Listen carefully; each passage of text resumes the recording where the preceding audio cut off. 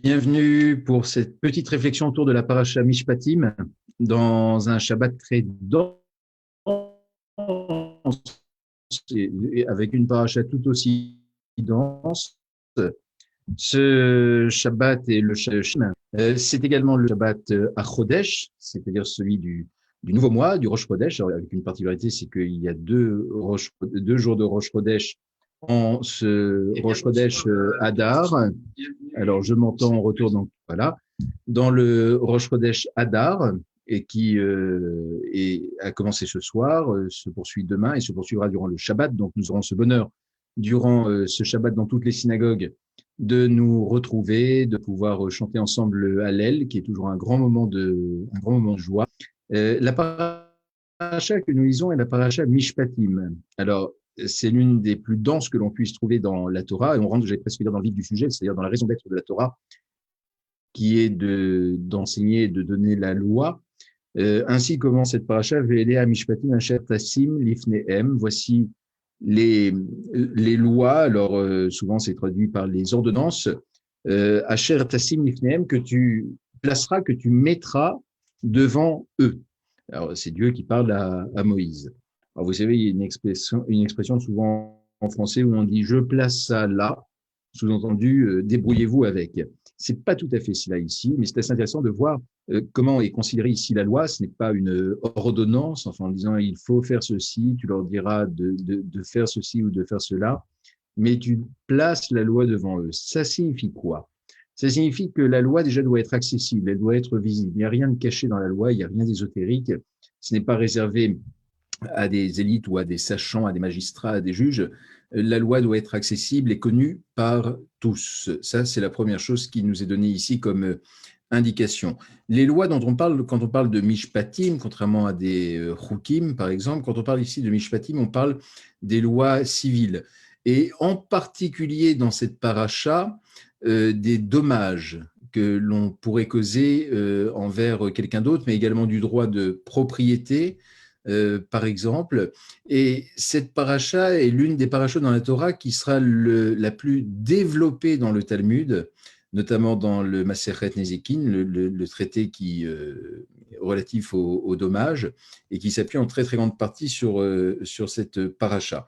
Alors elle est dense, on pourrait penser qu'il y a quelque chose de très altruiste dès qu'on parle de mishpatim, des dommages, et tout de suite ça commence avec les serviteurs juifs, ensuite la vente d'une fille, la fille vierge avec laquelle on pourrait avoir eu un rapport, et on a l'impression que tout ça est très rétrograde finalement, et ne s'inscrit pas dans une loi qui soit très, très juste, parce qu'elle ne nous parle pas aujourd'hui, et que ce qui est énoncé ici dans la loi serait tout à fait à la fois anachronique et caduque aujourd'hui, puisque tout cela, le serviteur juif ou encore la fille vierge ne s'appliquerait pas, en tout cas sous cette forme telle que c'est écrit ici dans la Torah.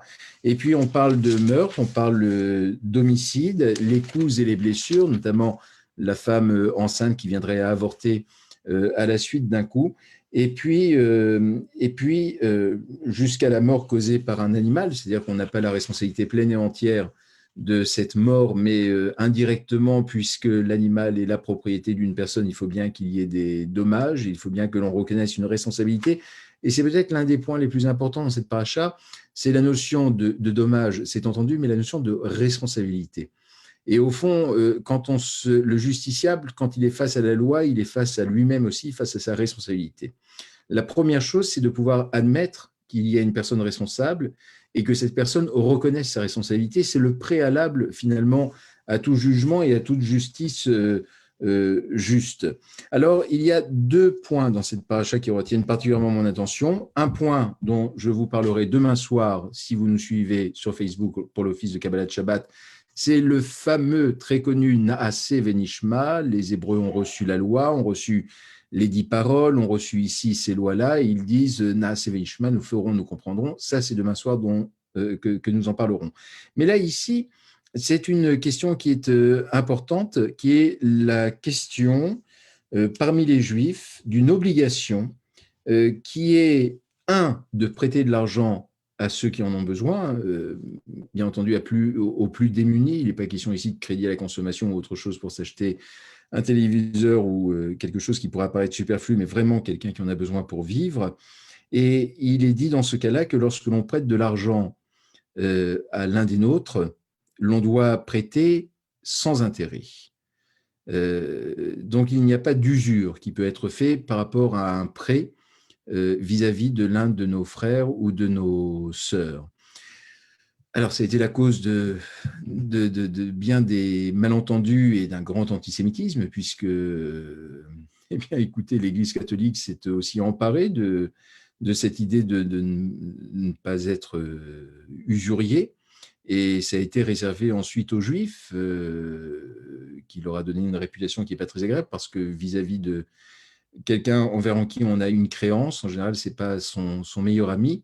Et donc, les Juifs ont eu, pendant des siècles, à être ceux qui venaient à prêter de l'argent à des non-Juifs contre intérêt.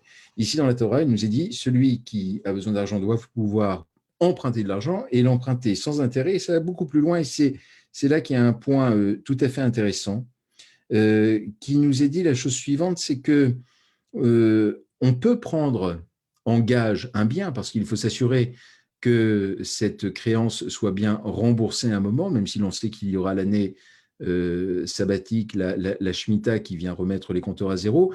Mais quand on accorde un prêt à quelqu'un, eh bien, il faut prendre un gage, donc quelque chose qu'il peut posséder, pour autant qu'il possède quelque chose. Et la question qui est posée ici, vous allez voir à quel point finalement la Torah a un souci de l'autre, moral et éthique à la fois. La question qui est posée ici, c'est est-ce que l'on peut prendre en gage son vêtement, un vêtement? Est-ce qu'on peut prendre en gage un vêtement pour s'assurer que cette créance soit remboursée? Alors déjà, une observation, déjà, si on parle d'un vêtement pour en gage contre une créance, c'est-à-dire que la créance n'est pas non plus très importante. On ne parle pas de somme absolument considérable puisque ce serait le prix d'un vêtement. Et tout de suite après, et c'est dans la Torah, alors plus encore dans les commentaires après, dans la Torah, il est dit non. En tout cas, on peut le prendre comme gage jusqu'au coucher du soleil. Donc, on se rend bien compte que c'est une créance à très, très court terme, c'est-à-dire peut-être pour dépanner très provisoirement quelqu'un qui a un besoin immédiat d'argent. Mettons quelqu'un qui n'a pas de quoi déjeuner, par exemple, et qui va emprunter pour pouvoir s'acheter à manger et qui sait qu'il travaillera l'après-midi et qu'il pourra, avant la fin de la journée, avant le coucher du soleil, rembourser cette créance. Et l'on dit, dans ce cas-là, oui, on peut lui prendre son vêtement en gage, mais on lui rendra le soir même parce que c'est son seul habit. Et là, il y a une notion très intéressante qui arrive ici, en dehors de l'exemple qui nous est donné. C'est que un créancier doit se comporter avec infiniment d'éthique vis-à-vis de son débiteur. Un, il n'en tirera pas profit, mais deux, il devra avoir la considération de l'état dans lequel se trouve son débiteur. C'est-à-dire que s'il est dans un état de pauvreté extrême et qu'il est dénudé dans tous les sens du terme, c'est-à-dire qu'il est sans habit, à ce moment-là, il est une question qui est la question de la dignité de la personne. Il doit savoir et pouvoir respecter cette dignité et être à l'écoute.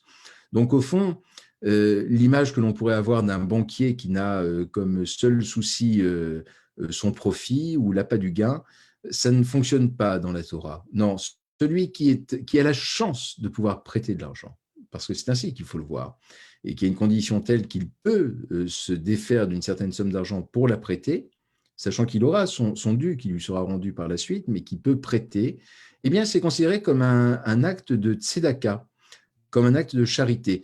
Alors, vous allez me dire, c'est une tzedaka à moindre frais, parce que ça ne coûte rien, si ce n'est les quelques heures, ici, puisqu'on parle de la journée où l'argent est immobilisé. Mais enfin, si c'est une somme dont on n'a pas besoin, c'est une tzedaka, une charité qui est bien, bien simple à effectuer et qui est sans grande conséquence, incidence ou engagement pour le créancier.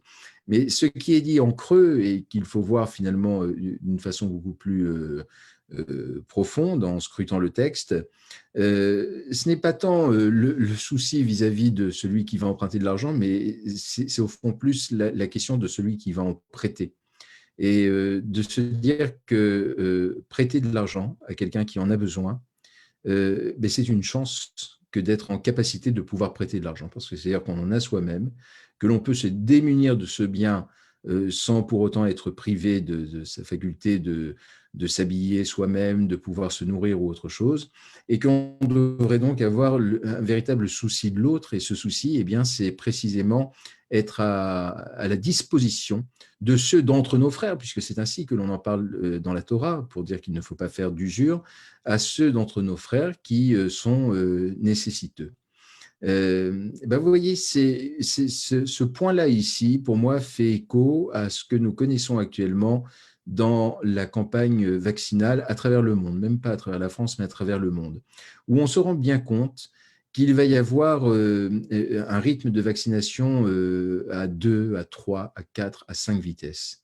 Il va d'abord y avoir les pays riches, nous en sommes, nous en faisons partie, ceux qui ont été suffisamment avisés pour s'assurer d'avoir de nombreux vaccins et pouvoir vacciner très très largement leur population, ceux qui ont peut-être moins prévu les choses comme en Europe et qui pourront vacciner mais à un rythme très lent, et puis d'autres pays qui vont même parvenir à cette prouesse de vacciner l'ensemble de leur population, mais en plus de pouvoir en vendre ou en donner à d'autres. Et puis on se rend bien compte qu'il va y avoir des pays qui sont très très pauvres, des pays du tiers-monde qui vont avoir besoin de ces vaccins.